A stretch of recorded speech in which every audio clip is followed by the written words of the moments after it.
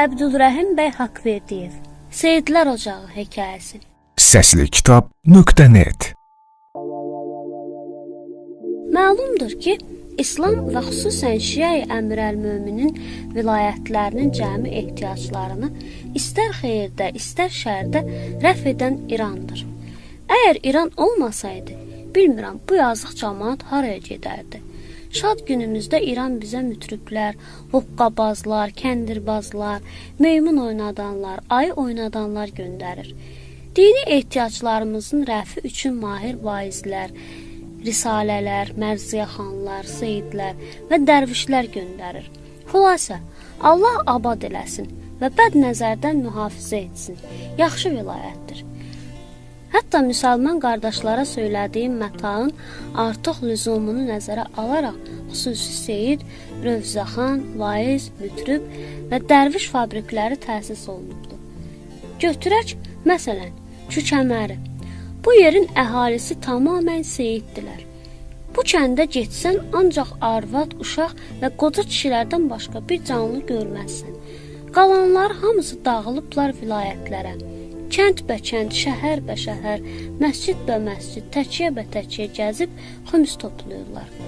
Və ildə bir dəfə evlərinə qayıdıb ailələri ilə görüşüb, gətirdikləri pulları cəbəcə edib, yenə gedirlər qazanc dalınca.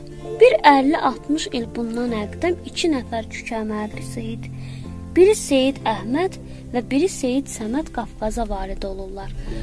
Bunlar hərçi gəzirlər, əllərinə bir şey düşmür. Məscid həyətində mat məyus hər iki yoldaş dizlərini qucaqlayıb, yaman günlərə düşdüklərinə ağlayıb dərdlərinə çarə fikir edirlər. Seyid Əhməd deyir, canım, demək olmaz ki, cəmaat dindən çıxıb, mollanı, seyidi, mərziyaxanı unudubdur. Dörd yana baxırsan, hamı mömin və dindardır. Mən 2 dəfə bu şəhərə gəlib, hər dəfəsində vətənə bir ətək pul aparmışam. Vətəndə 2 yaxşı bağ almışam. İndi nə olubdur ki, cəmaatın gözü bizi görmür? Seyid Səməd başını bir silkələdi. Bilirsənmi, dadaş? Burada başqa bir sir yoxdur. Məhz bizim bəxtimiz yoxdur. Kişiyə hər şeydən qabaq bəxt lazımdır. Nə qədər çalışsan, nə qədər nəfəs döyüb, ya cəddə deyib, boğazını yırtsan, bəxtin ki olmadı, heç bir mətləbə nail olmayacaqsan. Mənim başıma bir fikir düşüb. Gəl onu da imtihan edək. Bu da tutmasa qayıdaq vətənə. Bir ildən sonra dübarə buraya müraciət edərik. Bəlkə bəxtimiz açılar. Söylə görək başına gələn nə fikirdir? Yaxşı olar ki, həvalidəki dövlətli kəndlərin birində bir ocaq binası qoyaq. Əyləşək orada. Cəmaat nəzirdən, sədəqədən, halvadan gətirsin, biz də rahat yaşayaq. Gecə sübhədək 2 yoldaş baş-başa verib tədbir tökdülər. Sübh Seyid Əhməd ağacını və xurcununu götürüb, ya Əli, səndən mədəd, deyib yola düşdü. Uzunqulaqlı kəndi 800 evdən ibarətdir. Cəmaatı varlı, dövlətli, dindar, rövzəxan pərəst, cəmaatın 80% hacı, Kərbəlayı və Məşədidirlər. Məhərrəm və Ramazan aylarında rövzəxan kənddən əksik olmaz. Özləri də hər növ rövzəxanı bəyənməzlər. Gedib şəhərdən 10-15 rövzəxanın içindən birini seçib gətirərlər və yaxşı pul ilə də razı edib yola salarlar. Hər cümə cəmaat məscidə cəm olub, cəmaat namazı qılıb axuddan vəzinə qulaq verirlər. Cümə günü məscid cəmaat ilə dolu idi. Qapıda tanış olmayan bir ya cədda səsi eşidildi. Cəmaatın hamısının nəzəri qapıya döndü. Seyid Əhməd ayaqyalın, sinə açıq, başına döyə-döyə məscidə daxil oldu. Minbərə yaxınlaşıb dedi, Əyyuhənnas, bura Seyid Səməd adlı bir şəxs gəlməyibdirmi? Xeyr, gəlməyibdir. Gəlsəydi bilərdik. Heyhat, heyhat, məyər mənim röyam səhv imiş. Məyər mən elə günah-ı kəbirə mürtəkib olmuşam ki, cəddim məndən üz döndərib. Mən səhv röyalar görürəm. Vay mənə, vay mənə. Belə deyib Seyid başladı şarpaşap təpəsinə çırpmağa. Axund yerindən qalxıb Seyidin qollarını tutub saxladı. Ağa Seyid, sakit olun. Nə vaqe olubdur ki, özünüzə belə cəza verirsiniz? Mən bədbəxt, mən naimid, mən fələkzədə. Bircə buyurun görək nə vaqe olubdur. Seyid ağlar gözlə başladı. Mən Kirmanşahda ikən gecə rüyada cəddimi gördüm. Buyurdu: Ey mənim bədbəxt oğlum, sənin 7-ci baban Seyid Səfa uzun qulaqlı kəndində 250 il bundan müqəddəm mədfun olubdu. O mömin, kəşf-ü kəramət sahibi bir vücud idi. Bundan əvvəl hamı dərdlər, mərzilər, şikəstlər, məyyublar onun qəbrindən dərdlərinə dərman alardılar. O qəbrin indiyədək məchul qalması övladına eyibdir. Əlbəttə, sabah yola düşərsən, uzun qulaqlı kəndinə. Səninlə bir vaxtda mənim övladım da Seyid Səməd adlı bir nəfər Ərdəbildən haman uzun qulaqlıya varid olacaq. Onunla bahəm gecə yarısından sonra kəndin ətrafına çıxıb gəzərsiniz. Qəbir özünü nişan verər. İndi mən gəlmişəm, Seyid Səməd yoxdur. Məgər mən gördüyüm röya vəsvəsə imiş, xəyalət imiş? Vay mənə, vay müsibətə. Seyid yenə başladı təpəsinə yumruq endirməyə. Axund onu bir növ aram edib evinə təklif etdi. Buyurun, bizim mənzildə bir qədər rahat olun. Yəqin aclığınız var. Yox, mən acından ölərəm. Amma Seyid Səməd gəlməyincə dilimə çörək və su vurmaram. Bu halda məscidin qapısından vəhşiyanə bir səs ilə "Ya cəddə" eşidildi. Tamam cəmaət nəzərini qapıya tərəf döndərdi. Seyid Əhməd, Seyid Səmədi görən tək cəmaatı basa-basa ona tərəf yüyürdü. Məscidin ortasında bunlar qucaqlaşdılar və başladılar ağlamağa. Seyidlər ağlayırdılar. Cəmaat da bir sürü qoyun tək ağız-ağıza verib salavat çəkirdilər. Axşam seyidlərin hər ikisi Axund evinə qonaq getdilər. Kəndin ağsaqqallarından da neçə nəfər cəm olub gecə yarısına kimi söhbət etdilər. Məlum oldu ki, Seyid Səməd də haman gecə durub uzun qulaqlıya gəlibdir. Gecə yarısı cəmaat dağıldı. Seyid Əhməd və Seyid Səməd üçün xüsusi bir mənzildə yorğan döşək saldılar. Elə ki, iki yoldaş tək qaldılar. Seyid Əhməd Seyid Səmədə dedi: Dadaş, deyəsən qumarımız tutubdu. Bura bizim ölüb qalan yerimizdir.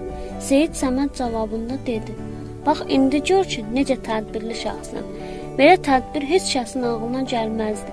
Kəndin adı uzun qulaqlı, cəmaatı da uzun qulaq. İki Seyid əmmaməni bir tərəfə, əbanı o biri tərəfə atıb bir qədər oynadılar.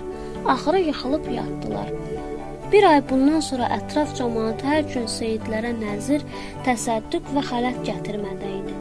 Bir aydan sonra Seyid Əhməd dedi: Bilirsən nə var? Nə var? Cəmaatın tərəddüdü azalıb. Xalq bu saat ocağın açılmasına müntəzir. Gərək bu gecədən işə şüuru edək. Çox əcəb, çox gözəl.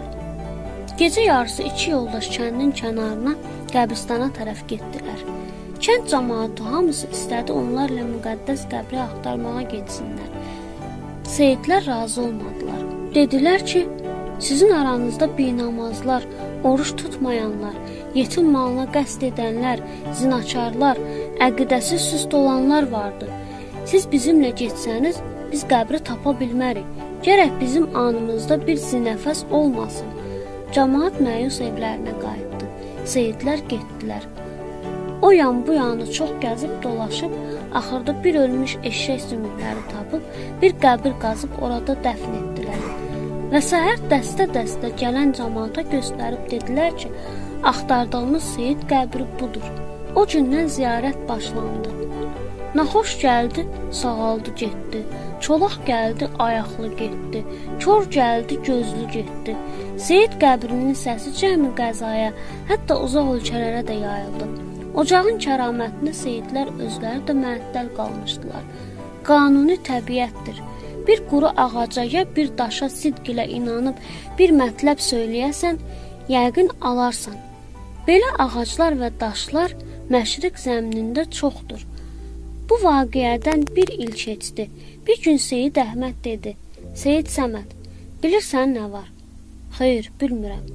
Mən istəyirəm bir vətənə gedim. Şükür olsun Allaha, qumarımız tutub, yaxşı pul qazanmışıq. Xudavəndi aləm bu cəmaatın qulağını biraz da uzatsın. Mən 1-2 aylığa gedim, arvad uşağa baş çəkim. Sən də mən gəlincə əyləş burada mücavirlik et. Mən qayıdandan sonra da sən vətənə gedərsən. Amma bir şərt var. Amma bir şərt var. Gərək mən qayıdandan sonra mənimlə həlal haqq hesab çəkəsən. Ocağın mədaxilinə xəyanət etməyəsən. Seyid Səməd söz verdi ki, onun mədaxilindən bir quruş o yan bu yan eləməsin. Seyid Əhməd getdi. Seyid Səmədə təklik əl verməyib, 16-17 yaşında bir qız siyğa eləyib, ocağın qırağında əyləşdi. Pul bir ucdan sel kimi gəlir. Seyid Səməd hər gecə cücə plov bişirib, nazlı arvadı ilə ağız ləzzəti ilə yeyir. 2 ay tamam oldu. Seyid Əhməd səfərdən müraciət buyurdu. 1-2 gün yorğunluğunu alandan sonra Seyid Səmədi çağırıb haqq hesab istədi. Seyid Səməd bir dəftər gətirib Seyid Əhmədin qabağına qoydu və dedi: "Olan mədaxil budur." Seyid Əhməd mədaxili az görüb yoldaşından şübhələndi və dedi: "Seyid Səməd, bu mədaxil keçmişlərə görə çox azdır. Gərək mədaxil nəinki 2 belə, bəlkə biraz da artıq olaydı. Yəqin burada bir qədər pul yaddan çıxıb yazılmayıb. And olsun cəddimə, Qurana, yoldaşlıqda yediyimiz çörəyə, and olsun atam Seyid Qurbanəlinin goruna. Burada bir həbbə o yan bu yan olmayıb." Seyid Əhməd dedi: "Andına inanıram. Amma gərək bir şeyə də and içib məni dürüst şəkdən çıxardasan. Baş üstə. İstəyirsən Qurana əl basın." "Yox, Quran lazım deyil. Decilən, and olsun bu qəbirdə yatana ki, bu haqq hesabda nöqsan yoxdur." Seyid Səməd fikrə getdi. Birazdan sonra başını qaldırıb dedi: "Seyid Əhməd, bilirsən nə var?" "Xeyr, bilmirəm." "Bu qəbirdə yatanı sən də bilirsən, mən də. Bununla belə and içməyəcəm. Həqiqət haqq hesabda bir neçə məbləğ qələmdən düşüb." Bunu deyib həqiqi haqq hesabı göstərdi. Seyidlər öpüşüb yenə ticarətlərinə məşğul oldular. Səslikitab.net Səsləndirdi Quliyeva Mətanət.